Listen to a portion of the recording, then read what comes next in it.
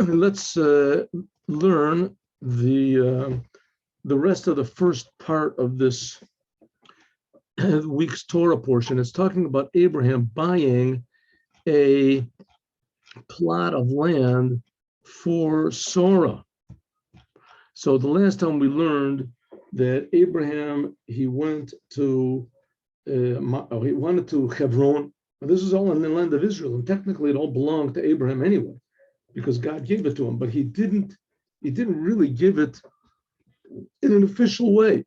He promised it that it was going to be his.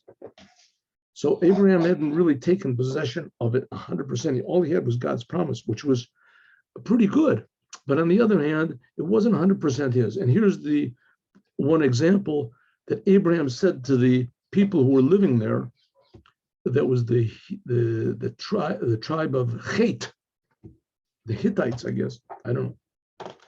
And he said to them, non-Jews, and he said, I am a temporary, a passer through here, and I'm a permanent resident. Give me the land, and so I can bury my dead wife.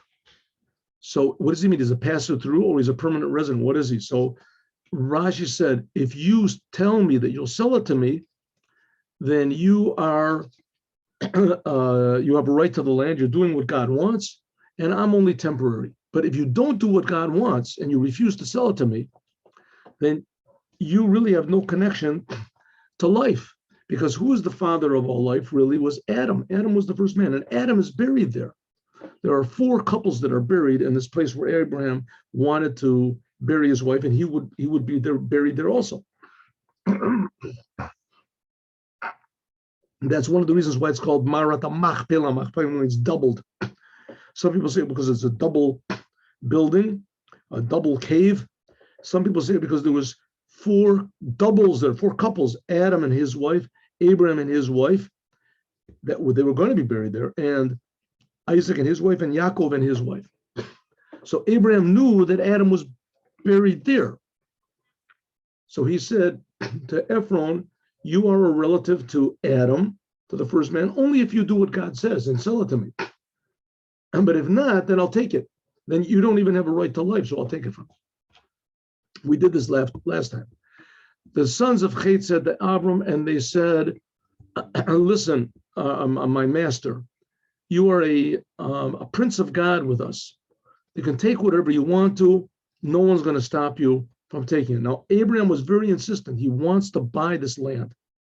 And there are 3 places it says clearly in the Torah that were bought with money by the Jewish people. God promised Israel to the Jewish people, but God also wanted that there shouldn't be any claims from anywhere else that the land of Israel belongs to anybody else except for the Jews. So therefore, there are 3 places that were bought with money. The Torah tells us that it was bought for money, so that no way, you can say, okay, well, I don't believe in God. So you say, okay, well, I have the deed of it. And so there's 3 places where it says, what's the deed? The deed is the Torah. And the Torah says clearly that the Jewish people paid money. One of them is Hebron, here, this Marata Machpelah, the place where Kiryat Arbahi Hebron, that's bought by Abraham. Another one is Shem, that was bought for Mea Ksita. Later on, we'll see in Parshas Vayishlach by Yaakov. And another one is King David, which that's going to be another, something like 700 years down the line. King David is going to buy Jerusalem, the place of the Holy Temple, from a person called Aravna.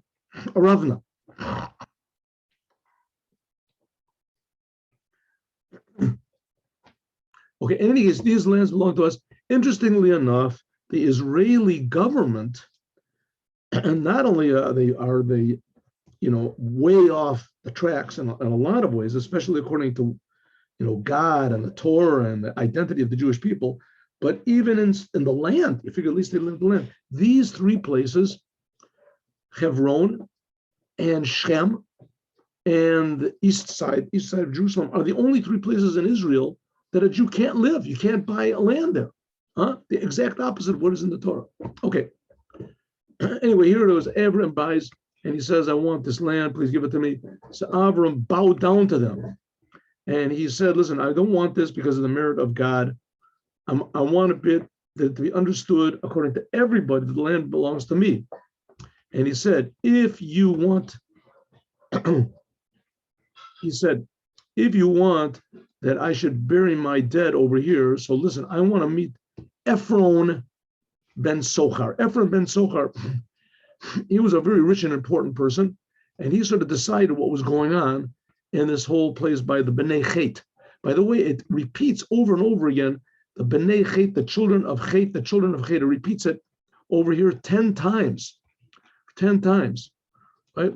Into the Bnei Chet. And it says, it repeats it 10 times to show how important it is that everybody should know who Abraham brought the land from. And it says anybody who reminds and mentions the merit of the Jewish people, of the fathers, Abraham, Isaac, and Jacob, to the land of Israel, exactly where it is, that, it says exactly the place and gives any sign, he gets a big blessing. And so that's why it says it over and over. He bought it from the sons of Chet, the sons of Chet, the son. He said, I want this place called the Marat Machpelah. And Rashi explains it's called Ma because it was a house on top of a house, and another because it was a double. There were 4 partners that were buried there, like I said. And he said, I'll pay full value. Okay, here we have an interesting Ramban, Rabbi Moshe ben Nachman. And he says like this, that really Abraham only wanted to buy the cave. And that Ephron Achiti, he's thinking he's fooling Abraham somehow or other. He says, listen, I'll sell you the whole field. The field was worth nothing. The field was just maybe burial ground. But Abraham wanted it very, very much. So he said, I'll give you that, and I'll give you the whole entire field with it. Also, pay that, and I'll give it so that he could charge a higher price, whatever.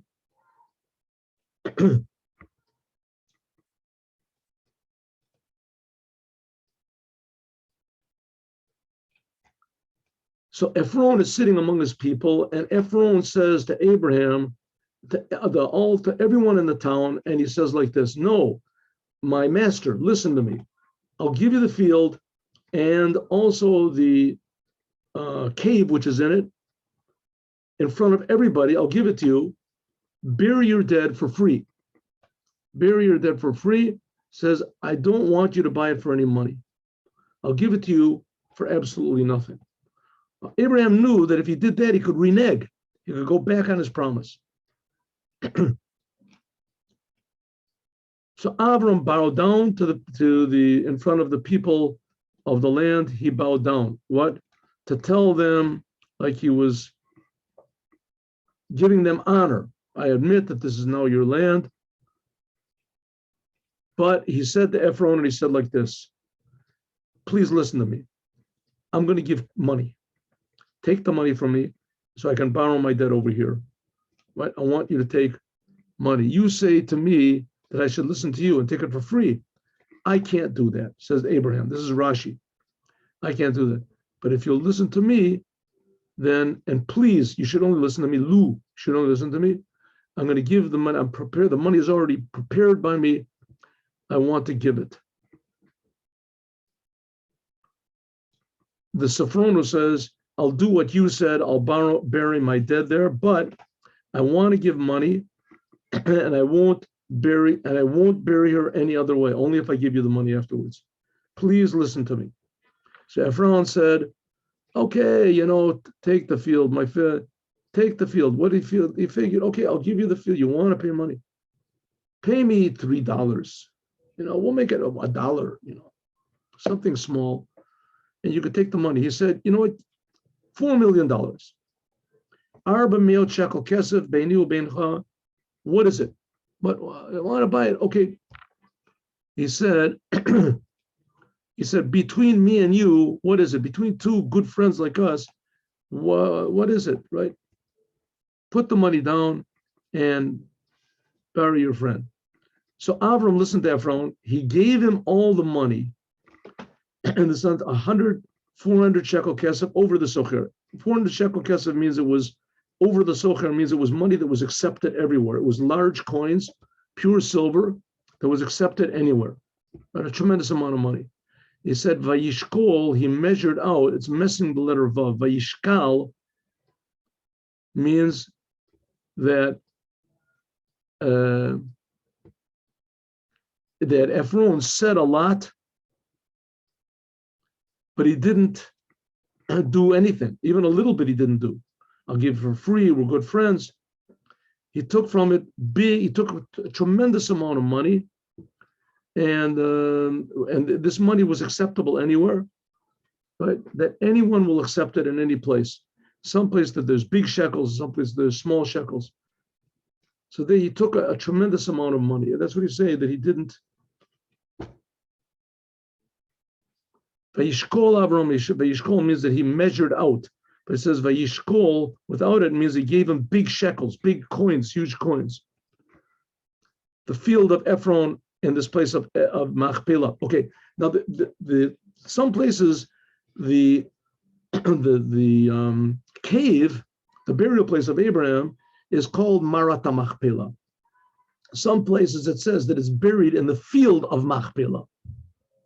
And here it says that the field is in Machpelah, implying that there's just an area which is called Machpelah, and the field and the cave are both in it. So there's the various explanations exactly what it was, and we'll talk about what that is next time. The fact is that I already gave this class, but I forgot to turn on the recorder. I have to press this little button that records it. I hope I didn't forget this time also, no.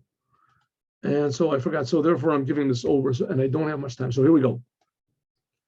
So Avram, he gave it to Abraham for a possession in front of everybody in the whole city, called Bo Shari Ro. Everyone that was in the city, they all came and they witnessed this.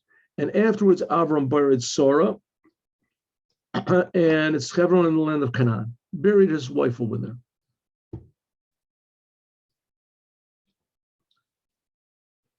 And it belonged to this, he brought it from Bnei Chet. Again, he brought it from Bnei Chet. Like I said, 10 times it says Bnei Chet. So we have to be sure that it belongs to Abraham. Here we go. Abraham is now old, coming in days. Now, Abraham is 137 years old. This is right after he took Yitzchak to sacrifice him. And Sarah died immediately after. So now he's taking her to bury her. Now he's old. And God blessed him with everything. What does he mean blessed him? He blessed him with Yitzchak. Now Yitzchak is already 37 years old. And Bakal means he says, Bakal is the gematria Ben, 52. God blessed Abraham with a son. And since he had a son, so now he has to get him married. Now, how is he going to get him married? He can't go himself. He's already older, he's weak, especially after the terrible test of the Akedah, and that was the last test of taking his son to sacrifice him. So that's what it says. Ramban Bal HaTurim. He's old. God blessed him because he became old, so he wasn't able to go like he was before, and he couldn't do business like etc. like he could. So therefore, he chose Eliezer to go in his place. What does it mean? He was Bo B'Yamim, and he came when he came in the number of days and years. So there, God blessed him with a son, which was called Yitzchak. Now, in Chabad it's explained, and also from the Zohar, that Abraham was old, so of course he had a lot of days, he had a lot of years, of course he had a lot of days. What does it mean he was coming in days? So it means, and the Zohar says that every single day of Abraham's life, every moment of his life, he filled up with meaning, with positive action, speech, and thought. Every moment. So every day of his life was full. It was full of good, which comes to show that Abraham is eternal. And in fact, it says there's a Gemara in Baba Batra. I think I said in a previous class that it was Baba Kamo, but it's not Baba Batra. And it says that Abraham is still alive, that someone got permission to go down into the Marat Machpelah. This was like, 1,000 years ago. This story that Abraham died, this was like almost 4,000 years ago. So 3,000 years after that, someone went down into the place where Abraham was buried, and he saw Abraham and Sarah. Abraham says he was sleeping in Sarah's lap, and Sarah was combing his hair, whatever. So these are things which are not really understandable, but suffice it to say that Abraham used his body and his mind and everything constantly to serve the creator of the universe. That was the novelty of Abraham, and that's what he passed on to all of the Jews.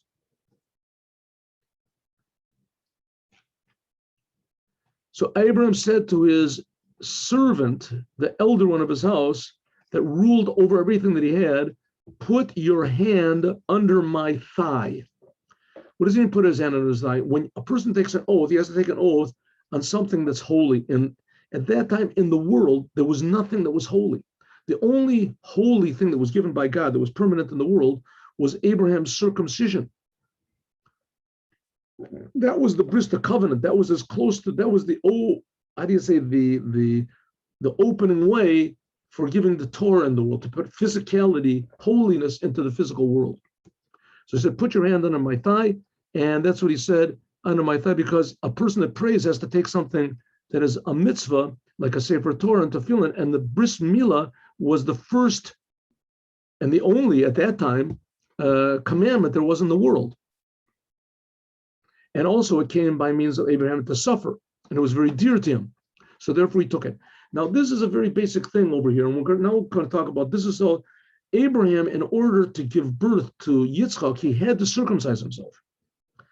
And this whole idea of circumcision was the first commandment that actually was physically manifested in the world. And when God gave the Torah, all the rest, that is the unique factor of Judaism that's totally different from any other religion. There is no other religion that has commandments. There's some people that are involved in Judaism and they want to leave out the commandments. They want to have, spiritual feelings and love of God and ecstasy and, the awe of the Creator and the beauty of man and of nature and love your neighbor and the how do you say, the miracle of love. And these are all wonderful things. Very good. And they're very essential to Judaism, is it? Also. But they're not unique to Judaism. All the other religions also have these things. They're good, they're very nice. The thing that's unique to Judaism is the commandments. The commandments are actual defined directions by God himself. Hard to believe that infinite God would care that we put on these little boxes on our arms and that we circumcise ourselves. But that's Judaism. Because every detail of the world is destined to be holy. And we start by using the commandments properly, by using the physical world properly, in the commandments. So that's this idea of the circumcision. The circumcision was the first commandment, physical commandment that was in the world. And this was going to be the basis of the Jewish people. And Abraham had to suffer terribly in order to circumcise himself.